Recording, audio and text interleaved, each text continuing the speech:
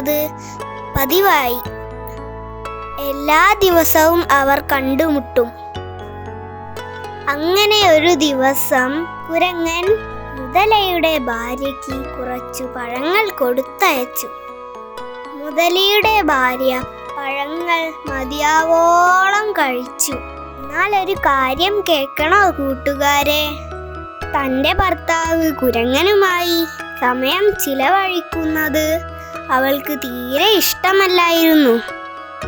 അവൾ ഭർത്താവിനോട് പറഞ്ഞു, ഈ പഴങ്ങളെല്ലാം നല്ല രസമുണ്ട്. ഇത് കൊടുത്തയച്ച കുരങ്ങന്റെ ഹൃദയം നല്ല ഹൃദയമാണല്ലോ.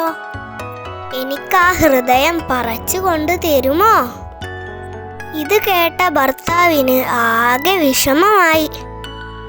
നിവൃത്തിയില്ലാതെ മുതല കുരങ്ങച്ചാരുടെ അരികിലെത്തി. എന്നിട്ടു